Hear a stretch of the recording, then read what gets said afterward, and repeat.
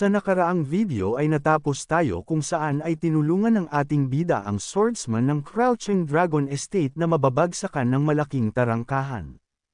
Matapos siyang kamustahin ng ating bida, ay sumagot naman ito sa kanya na ayos lamang siya. Sabi dito ni Juka na ayaw nito na mahuli niya siya, ngunit sabi naman dito ng swordsman na hindi naman niya ito hinuhuli bagkus ay sinusundan lamang siya. Dahil dito ay natuwa naman ang ating bida sa pagkakasabi niyang ito at sinabi na mukhang nagkamali lamang siya ng akala. Matapos ay agad na din na ibinagsak nito ang tarangkahan at nagpaalam na palayo.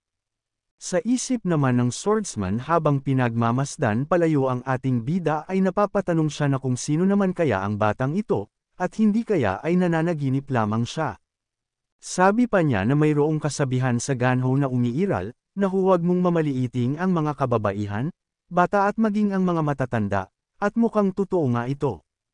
Sa kagubatan naman sa labas ng syudad, ay napapasabi si Jukha na hindi pa ito kumakain sa buong araw at siya ay gutom na, at napapahiling ito na sana ay may makita siya na maaring makain. Dagdag pa nito habang pinagmamasdan ng pulang kabute na ayon sa mga narinig niya na napakapanganib ang basta lamang kumain ng kahit ano sa kabundukan, ngunit hindi niya kayang magpatuloy dito nang hindi man lamang nilalamanan ang kanyang tiyan. Kaya naman ay agad na nitong kinuha ang kabute, sabi niya na magiging ayos lamang siya dahil sa ang kulay nito ay maganda at mukha din na masarap. Pagsapit ng gabi, si Jukha habang sa paglalakad ay nakakaramdam ng labis na pagkahilo, kaya naman ay napapatanong siya na kung ano naman ang nangyayari at labis na sumasakit din ang kanyang tiyan. Dagdag pa nito na ang kanyang dinadaanan ay lumalabo habang tumatagal at ang pakiramdam niya ay umiikot ang kanyang ulo. Kaya naman sabi niya na hindi maganda ang nangyayaring ito dahil sa mas magiging mahirap para sa kanya ang makakita sa kalagitnaan ng dilim sa kagubatan, at ano ang kanyang magagawa kapag may mabangis na hayop ang bigla na lang na magpakita sa kanyang harapan. Sabi nito na kailangan niya na makakita ng lugar na matutulugan sa lalong madaling panahon, ngunit ang kanyang mga mata, nang bigla naman na bumagsak ito sa sahig. Sabi nito na hindi siya maaring matulog sa ganitong kalagayan, at hindi maganda ito. Matapos ng nangyaring pagbagsak ni Jukha ay may narinig naman itong nag-uusap sa kanyang paligid. Sa narinig nito ay sabi ng isa na ang kanilang pinakabatang kapatid ay pagod na ito sa kanyang ginagawang pagluluto at paghuhugas ng mga plato, kaya naman ay tinanong niya ang kanyang kasama na kung maaari ba nilang isama ito. Nagtanong naman ito sa kanya na kung ang sinasabi ba niya ay kung isasama nila ang nakakatakot na binata na ito, kung mamamatay man ito o mabubuhay ay nakasalalay na ito sa kapalaran. Sabi ng isa na siya at ang kanyang kabutihang taglay ay sinasabi ngayon sa kaniya ito dahil sa kung ano ang naranasan nito noong siya ay nasa templo, nang bigla naman na napadilat ng kaunti ang ating bida. Sa nangyari ay sabi ng isa na mukhang ang isang ito ay hindi pa talaga patay, sabi naman ng kasama niya na nakikita niya ng bahagya ang kamatayan nito ngunit humihinga pa naman ang binata, kaya naman ay tinanong niya ang isa na kung ano ang gagawin nila. Dahil dito ay sinabi niya na isasama nila ito, dahil ito ang unang pagkakataon na makakita ng kung sino na mas kawawa pa kumpara sa kanila.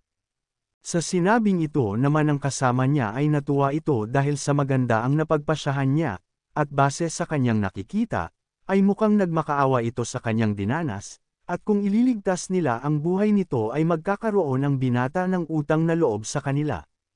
Ngunit nagtanong naman ang kasama nito kung ilan na ba ang eksaktong bilang nila. Sumagot naman ito na sa ngayon ay 6 na kabuo ang bilang ng kanilang miyembro. Kaya naman sabi nito na kung ganoon ay hindi naman sila mauubusan dahil lamang sa hahayaan nila ang binatang ito na makihati sa kanilang mga pag-aari. Nang magkamalay ang ating bida ay napapatanong naman ito na kung nasaan naman siya dahil sa labis na dilim na kanyang nakikita, nang bigla naman na may lumitaw na liwanag, kaya naman ay nagtaka ito dahil sa ang isang nilalang na kanyang nakikita ay isang fairy, ngunit tinanong naman siya nito na kung anong fairy ba ang sinasabi niya, at inutusan na huwag nang dumaldal pa ng kung ano-anong kalokohan. Nang bigla naman na napadilat ito, nang nagtaka naman siya nang narinig niya ang isang boses sa malapit at sinasabi na mukhang ayos na ito ngayon, dahil habang nananaginip ito ay nagsasalita siya patungkol sa hirap na dinanas niya. Matapos ay nagtanong ito kay Jukha na kung anong ginagawa nito sa loob ng kagubatan at kung bakit di nila ito nakita na walang malay sa daan, at kung hindi dahil sa kanila, ay malamang na nasa tiyan na siya ng mga mababangas na hayop sa kagubatan, dahil sa narinig na ito ni Jukha ay agad naman siyang nagpasalamat dito, at nagtanong kung nasaang lugar na ba siya. Maangas naman na sumagot ang leader ng mga ito na siya ay nasa Mount Wufeng hideout, at sila ay mga bandido. Sabi ng isa na sila ay magkakapatid kung magtulingan dito, at siya naman ay ang ikalawa sa mataas. At siya ay si Tak Go-myung, sumagot din ang isa na siya ang ikatlo at siya ay si Ma Hang-du. Ganun din ang isa pa at siya ay ang ikaapat, at siya ay si Her Im-dal. Sabi nito na base sa kondisyon ng binata ay mukhang ang isang ito ay hindi na maaalala ang kanilang mga sinasabi. Nagsalita naman ang isa at sinabi na siya ang pinuno dito at siya ay si Pang Yonsho, at dahil sa iniligtas nila ang kanyang buhay ay kailangan niya itong pagbayaran ng paunti-unti magmula ngayon.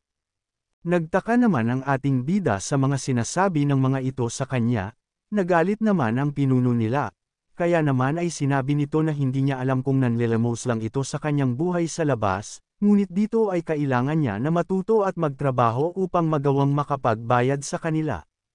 Nagtanong naman ang kanyang kasama na kung bakit niya minamadali na pagbayadan ng binata ang ginawang pagliligtas sa kanya. Sabi naman nito na kahit na ang mga hayop ay nagbabayad para sa awa na ibinigay mo para sa buhay ng mga ito, at hindi sila maaring bumaba na parang isang hamak na hayop. Sa sinabi na ito ng kanilang pinuno ay pinahinto na lamang niya ito dahil sa isa lamang itong bata na ngayon pa lamang bumabalik ang ulirat, at ngayon ay sigurado siya na gutom na ito kaya naman ay inalok niya ang ating bida ng makakain.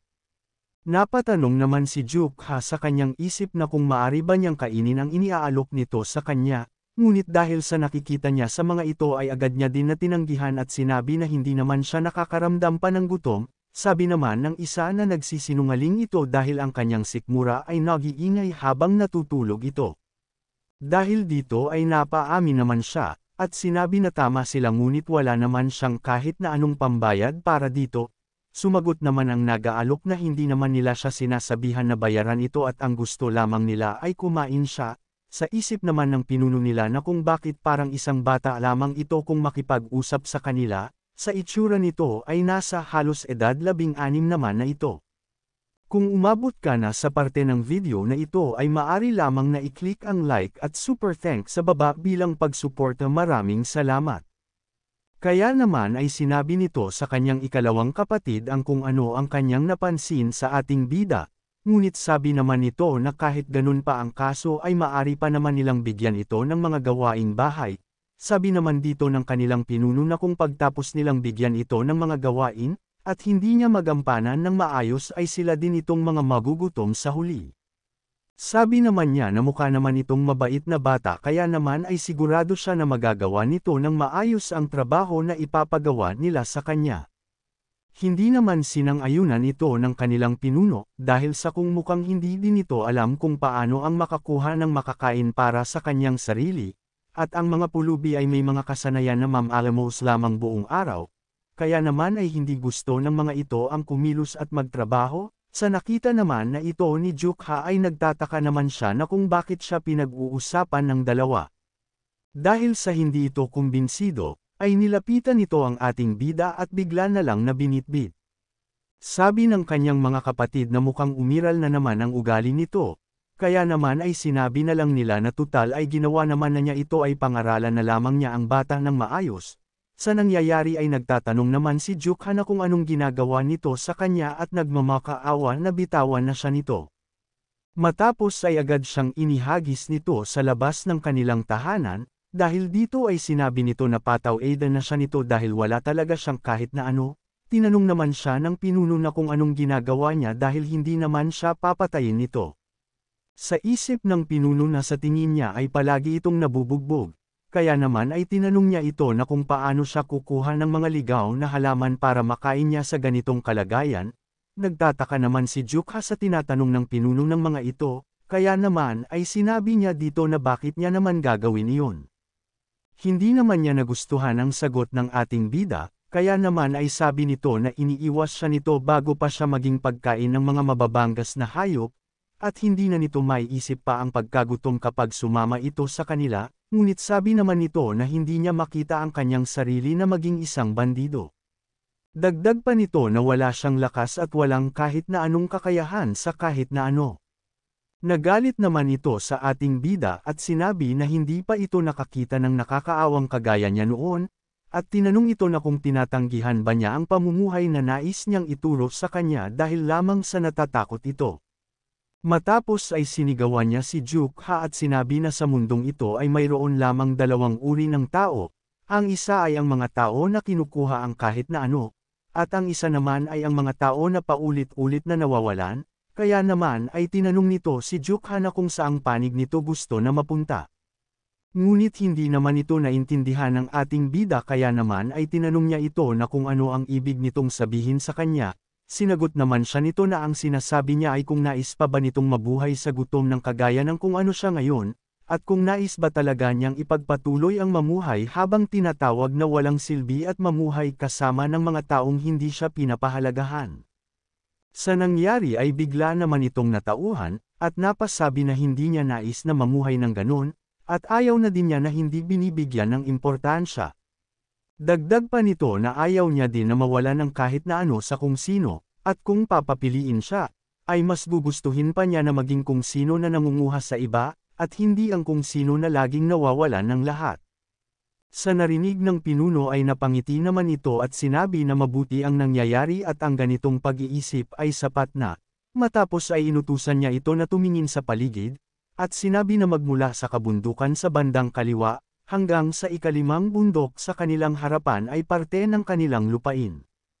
Matapos ay tinanong niya si Jukha kung malawak ba ang nakikita nito, na sinang-ayunan naman niya, matapos ay sinabi nito na sa Mount Feng ay sila ang batas at walang kahit na sino dito ang maari na hindi sila pansinin. Dagdag pa nito na kapag naging parte na siya ng kanilang pamilya, ay sa loob ng Mount Wufeng ay maari din siyang mga siwa dito, at tinanong ang ating bida na kung maganda ba ito sa tingin niya, na sinang-ayunan naman ni Jukha.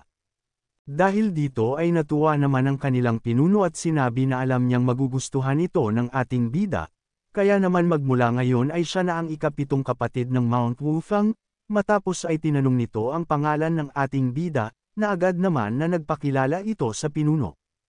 Ngunit bago ito pumasok sa kanilang pamilya ay may nais itong sabihin at dapat ay itatak niya ito sa kanyang isipan, kaya naman ay sinabihan siya nito na makinig at imemorya ito ng mabuti, kaya naman ay huminga ito ng malalim, at maya-maya pa ay sumigaw ng, "Fox Ye, tayo ang pinakamahusay." Matapos na pagmasdan ito ni Jukha ay sinabihan siya nito na maari niyang subukan din na sabihin ito.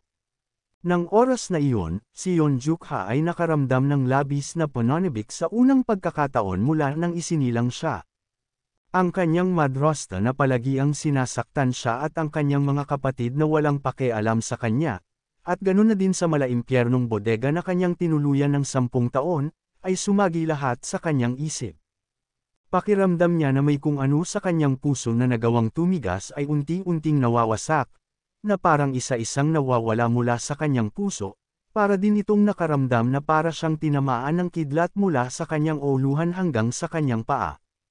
Ang ganitong bagong pananabik para sa kanyang buhay ay Jin Aisang ang natutulog na Nine Heavens Chi, kaya naman ay nang ito na ang gumawa at sumigaw, ay lumabas ang tunog na parang inilabas na nito ang lahat ng naipon sa kanyang kalooban, at nagawang mahati ang kaulapan at hamog at ang kanyang boses ay umalangaw-ngaw sa buong Mount Wufeng. Ito ay parang isang marka ng bagong simula sa buhay ng ating bida na si Yeon Jukha. Matapos ng malakas na pagsigaw nito ay sinabihan naman siya ng kanilang pinuno na labis niya nagustuhan ang ginawa nito. Sabi niya kay Jukha na isa lamang itong makulat na bata ngunit ang kanyang boses ay talagang nakakahanga. Matapos ay sinabi nito na nakakapanghinayang kung tanging mga gawaing bahay lamang ang ibibigay niya dito, kaya naman ay kapag nagkaroon ito ng pagkakataon ay ipapasa niya dito ang kanyang martial arts. Sa sinabing ito ng kanyang bagong pinuno ay agad naman na sumangayon ito at nagpasalamat. Ngunit dagdag nito na sa una ay kailangan muna nitong matutunan kung paano gumawa ng mga gawaing bahay sa loob sa pamamagitan ng pagsunod sa kanilang ika-anim na kapatid. At dahil sa ang katawan nito ay mahina pa sa ngayon, ay kailangan na muna nitong gawin ng maayos ang mga gawaing bahay. Sinang-ayunan naman ng ating bida ito at sinabi na gagawin niya ang lahat ng kanyang makakaya. Dahil sa nangyaring ito, ang buhay ni Yeonjuk Ha sa kabundukan ay ngayon ay mag-uumpisa na. Ang una niyang natutunan ay kung papaano mabuhay. Kahit na si Juk-ha ay wala pa sa hustong gulang kung mag-isip kumpara sa mga kaedad nito dahil sa pagkakakulong sa loob ng 10 taon, mabuti na lamang at kinupkup siya ng mga bandido ng Mount Wufeng at matyaga siyang ginabayan na parang bunso ng mga ito. Dahil dito, si Yeonjuk-ha ay madaling nabuksan ang kanyang kaisipan at makaangkop sa kanyang bagong buhay.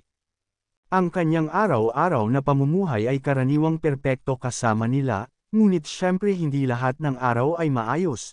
Ang level ng kanilang martial arts ay mababa, dahil sa halos ang mga bandido ng Mount Wufeng ay nagmula sa mga normal na pamilya lamang, kaya naman ay palaging nakakakuha ang mga ito ng maliliit at malalaking mga pinsala sa tuwing umaakyat sila ng kabundukan.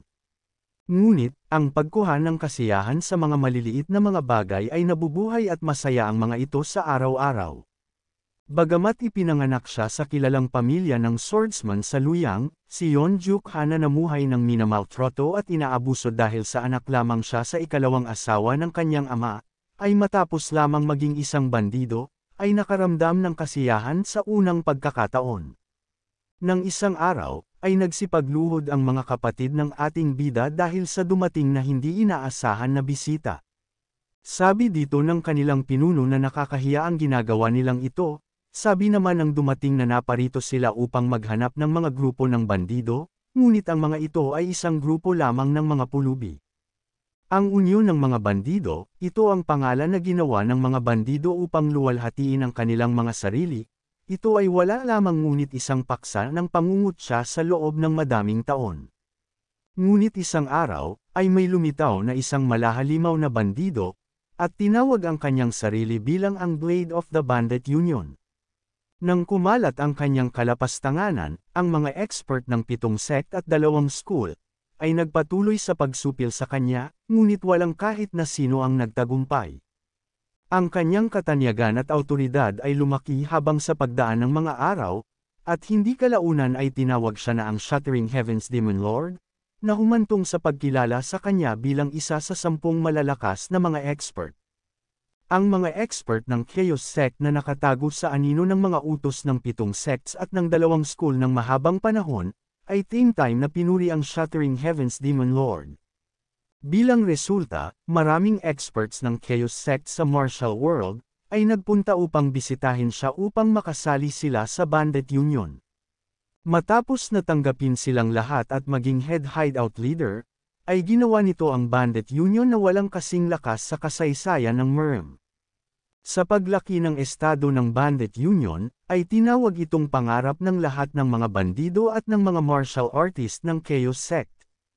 Kaya naman ay ang mga kapatid ng ating bida na mga bandido ay nagsipagluhod at nakikiusap na sana ay tanggapin ang mga ito na makasali sa Bandit Union.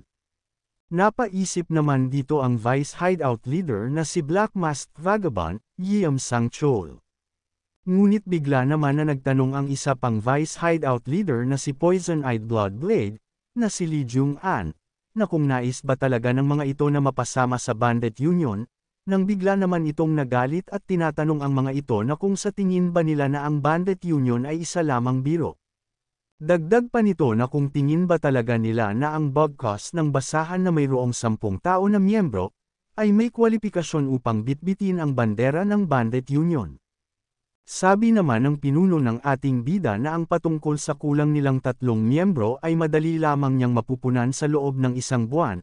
Sa sinabi niyang ito ay nagalit ito lalo, dahil kailangan pa niya na kumuha ng 4 dahil ang ating bida ay isa lamang bata. Nang masaya naman siyang ipinagtanggol ng mga ito at sinabi na mukha lamang siyang ganun sa kanyang sinasabi niya ngunit malaki naman ang pakinabang nito, dahil sa marunong ito sa gawaing bahay at nagagawa niya ito ng mahusay. Sa sinabing ito ng pinuno ay lalo lamang itong nagalit at sinabi na ang kanyang tinutukoy ay kailangan nila ng kahit na 10 miyembro na maaring ibilang sa puwersa sa pakikipaglaban, dagdag pa nito na ang mababang bilang ng kailangan ay 10, ngunit kahit kasama pa ito ay malaki pa ang kanilang kakulangan sa totoo lamang, at tinanong ang mga ito na kung alam ba nila kung gaano kalaki ang merchant group na nakapalibot sa lugar nila. Kaya naman kung gusto mo na masubaybayan ang ating kwento ay i-open mo lang ang notification bell pagkatapos mo na mag-subscribe.